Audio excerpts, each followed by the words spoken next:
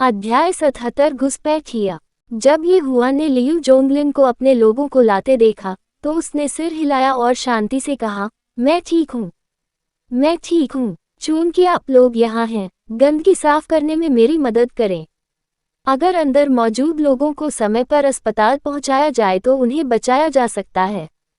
इसके साथ ही उन्होंने कार में जाने से पहले झेंग जियांघाओ और अन्य लोगों को निर्देश दिया। लियू यून, लियू जोंगलिन और अन्य लोग अचंभित होकर कारखाने में दाखिल हुए। अंदर अजीब से दिखने वाले लोगों के समूह और जमीन पर खून देखकर पीछे वाली अमीर लड़की को उल्टी आ गई। उफ, ये बहुत घृणित है, ये बहुत क्रूर है। हे भगवान, क्या भाई ये बहुत क्रूर नहीं है? भले ही इन लोगों के साथ अच्छा व्यवहार किया जाए, मुझे डर है कि इसके दुष्परिणाम होंगे। भाई ये सचमुच निर्दयी है। उन्होंने किस प्रकार का दुष्ट कार्य किया? हर कोई अवाक रह गया। उनके चेहरे कागज की अप्रयुक्त शीट की तरह पीले पड़ गए थे। लियू जोंगलिन ने एम्बुलेंस को फोन किया। जल्द ही इन लोगों को हटा दिया गया। वापस जाते समय ये जुबान ने वीबो पर संदेशों को देखा। जैसा कि अपेक्षित था, उनके द्वारा कार्रवाई करने के बाद बड़ी संख्या में संदेश गायब हो गए। इसके अलावा डिंगलोंग कॉरपोरेशन के जनसंपर्क विभाग के साथ कोई खिलवाड़ नहीं किया जाना था। वे तुरंत येफी के फैन क्लब के साथ मिलकर जवाबी लड़ाई में शामिल हो गए। अब उसके काले इतिहास की बात दब चुकी थी। ये देखकर कि स्थिति स्थिर दिशा की ओर बढ़ रही थी, ये जुबान की भौहें थोड़ी ढीली हो गईं। हालांकि उसने केवल सामने लड़ रही छोटी चींटी से ही निपटा था। अब पर्दे के पीछे के मास्टरमाइंड से निपटने का समय आ गया है। केवल वास्तव में मास्टरमाइंड से छुटकारा पाकर ही वह ऐसी घटना को होने से रोक सकता था। हालांकि लियू जोंगलिन कारखाने में दृश्य संभाल रहे थे, फिर भी वे आदेश देते रहे। जनसंपर्क विभाग की त्वरित कार्रवाइयों के तहत पेगासस एंटरटेनमेंट के बारे में सभी प्रकार के घोटाले विभिन्न प्लेटफार्मों पर पोस्ट किए जाने लगे। पेगासस एंटरटेनमेंट के उच्च अधिकारियों ने अपने अधीन अभिनेत्रियों के साथ खिलवाड़ किया और यहाँ तक कि उन्हें सत्ता और सेक्स के लिए व्यापार करने के लिए मजबूर किया, जिससे महिला मशहूर हस्तियों को आत्महत्या करनी पड़ी। आज की ताज़ा खबर। उच्च करों से बचने के लिए पेगासस एंटरटेनमेंट ने वास्तव में अपने अभिनेताओं के साथ एक दोहरे अनुबंध पर हस्ताक्षर किए। पेगासस एंटरटेनमेंट के ऊपरी स्तर के लोग एक नौसिखिया के साथ यौन उत्पीड़न करने के आरोप में बेनकाब हुए हैं। इसके अलावा उन्होंने अपनी अभिनेत्रियों को धमकाया और प्रलोभित किया है। कई महिला हस्तियों ने इसकी पुष्टि की है। पेगासस एंटरटेनमेंट का डेटा फर्जी है। इस तथ्य को उजागर करते हुए कि पेगासस एंटरटेनमेंट ने अपने लाभ के लिए अपने वित्तीय विवरणों को फिर से लिखा और निर्दोष शेयरधारकों से उनका समर्थन करवाया। पेगासस एंटरटेनमेंट के घोटाले उस रात तेजी से भड़क उठे। लियू जोंगलिन ने इन काले रहस्यों को बिना शर्त उजागर करने के लिए ये हुआन के आदेश को स्वीकार कर लिया। इसलिए डिंगलोंग कॉरपोरेशन ने केवल सतह पर अपने कई कनेक्शनों का उपयोग किया। सभी प्रकार के मीडिया में इन घोटालों की रिपोर्ट करने की होड़ मच गई। इस समय पेगासस एंटरटेनमेंट के ऊपरी तबके अभी भी अपने अपने घरों में तल्लीन थे और उन्हें नहीं पता था कि चीजें धीरे धीरे नियंत्रण से बाहर हो गई हैं।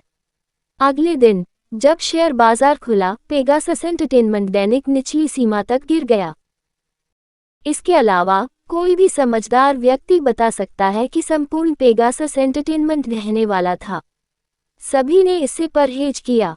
पेगासस एंटरटेनमेंट के साथ काम करने वाली विभिन्न कंपनियां केवल अपने बारे में सोचती थीं। पेगासस एंटरटेनमेंट भी सकते में आ गया। ऐसा लगा जैसे किसी भारी हथौड़े ने सभी के दिलों पर वार कर दिया हो। चेयरमैन ने आनन फानन में बैठक बुलाई। उच्च अधिकारियों को सूचना मिलने के बाद वे जल्दी से बैठक कक्ष में पहुंचे। उच्चाधिकारी पहले ही आ चुके थे। सभापति भी मेज के शीर्ष पर उदास भाव से बैठे थे। वास्तव में क्या चल रहा है? क्या आप में से कोई मुझे स्पष्टीकरण दे सकता है? सभापति ने पहले से ही आ चुके उच्च अधिकारियों की ओर देखा और देखा कि उनमें से किसी ने भी कुछ नहीं बोला है। उसने गुस्से से अपना चाय का प्याला पलट दिया। शेयर की कीमत बस दैनिक निचली सीमा तक गिर गई थी। ये कितने बड़े नुकसान के बराबर था।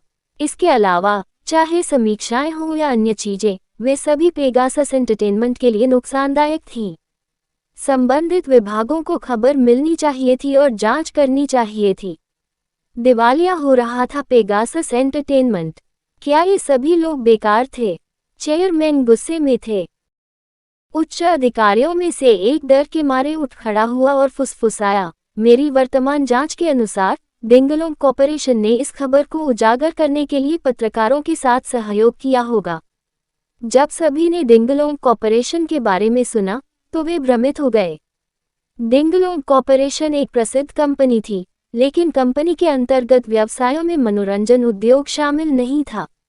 उन्होंने अचानक उनके लिए चीजें कठिन क्यों बना दी? ये कैसे हो सकता है? हमें डिंगलोंग कॉरपोरेशन से कोई शिकायत नहीं है। यह आश्चर्यजनक है। क्या आप में से कोई डिंगलोंग कॉरपोरेशन के लोगों को जानता है? उनका नंबर साझा करें।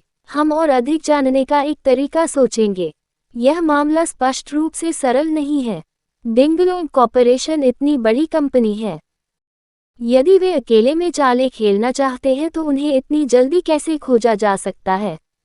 मुझे लगता है कि उन्होंने जानबूझकर खुद को उजागर किया है। वहाँ कुछ तो चल रहा होगा। वरिष्ठों ने एक के बाद एक अपनी राय व्यक्त की। केवल महाप्रबंधक झांग ताओ अपनी सीट पर चुपचाप बैठे रहे और एक शब्द भी नहीं बोले। जैसे ही उसने डिंगलोंग कॉरपोरेशन के बारे में सुना और सोचा कि वो कल इंटरनेट ट्रोल सेना के प्रमुख तक कैसे नहीं पहुंच सका, उसने वर्तमान स्थिति को देखा और उसका दिल कांप उठा। यदि यह न होता कि वह अभी बैठा होता, तो वह जमीन पर गिर जाता। चेयरमैन को भी लगा कि उनका बेटा आज कुछ अजीब है। वह आमतौर पर इतना चिड़चिड़ा रहता था, तो आज चुप क्यों था? क्या ऐसा हो सकता है कि वह कंपनी को लेकर इतना चिंतित था? जब सभापति ने इस बारे में सोचा, तो उन्हें तुरंत बहुत राहत महसूस हुई। उनका बेटा आखिरकार बड़ा हो गया था और जानता था कि अपनी कंपनी की चिंता कैसे करनी है। जैसे ही अध्यक्ष अपने विचारों में डूबा हुआ था, उसने अचानक बैठक कक्ष के बाहर से सचिव की चिंतित आवाज सुनी। मुझे माफ करें श्रीमान, आप अंदर नहीं जा सकते। हमारी कंपनी के वरिष्ठ सदस्य अंदर हैं। वे एक मीटिंग में हैं। जैसे ही उच्च अधिकारी भड़कने वाले थे, उन्होंने देखा कि सम्मेलन कक्ष का दरवाजा बाहर से खुल रहा है।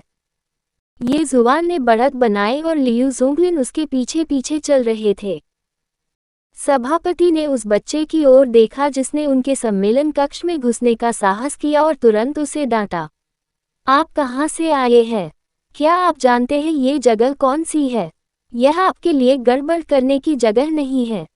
सभापति ने जितना अधिक इसके बारे में सोचा, वह उतना ही क्रोधित होते गए। वह वास्तव में नहीं जानता था कि उसके अधीन ये लोग क्या कर रहे थे। यहाँ कोई छोटा बच्चा भी आ सकता है। ये बस एक गड़बड़ थी। वह उन सभी सुरक्षा सचिवों को बर्खास्त करने जा रहा था जिन्होंने कदाचार किया था। कितना क्रोध करने वाला। इसके अलावा चेयरमैन इस वक्त गुस्से में थे। जब उसने देखा कि ये जुबान जैसा एक बदमाश उसकी बैठक में घुसने की हिम्मत कर रहा है, तो वह क्रोधित हो गया और गुस्से में उसे डांटा। उसने किसी और पर बिल्कुल भी ध्यान नहीं दिया। हालांकि जब उसने ये जुबान के पीछे लोगों को देखा, तो उसकी आवाज़ अचानक बत्तख की तरह बंद हो गई, जिसकी गर्दन पकड़ ली गई थी। क्या ये लियू जोंगलिन था? वह डिंगलोंग कॉरपोरेशन की जिनलिंग शाखा के महाप्रबंधक थे। इसके अलावा वहां उच्च अधिकारियों का एक समूह था। वे यहाँ क्यों थे? उनके साथ ऑनलाइन खिलवाड़ करना पर्याप्त नहीं था। क्या उन्हें ऑफलाइन जाना पड़ा? सभापति गुस्से में तो थे, लेकिन अब कुछ कहने की हिम्मत नहीं हुई। आखिरकार पेगासस एंटरटेनमेंट और डिंगलोंग कॉरपोरेशन एक ही स्तर पर नहीं थे। यहाँ तक कि जिनलिंग शाखा भी ऐसी चीज नहीं थी जिसे पेगासस एंटरटेनमेंट झेल सके। जब लियू जोंगलिन ने उसे ये हुआन को डांटते हुए सुना, तो उसकी आंखें सिकुड़ गईं और एक मार देने वाली रोशनी दिखाई दी। वह उठ खड़ा हुआ। हे, लगता है तुम लोगों में कुछ ताकत बची है। फिर उसने अपना गला साफ किया और जोर से कहा, आइए मैं आपका परिचय कराता हूँ। ये डिंगलोंग कॉरपोरेशन के अध्यक्ष श्री ये हुआन हैं। कहानी समाप्त। हमारे चैनल की कहानी देखने के लिए धन्यवाद। अगले वीडियो में देखने के लिए बने रहें। अलविदा।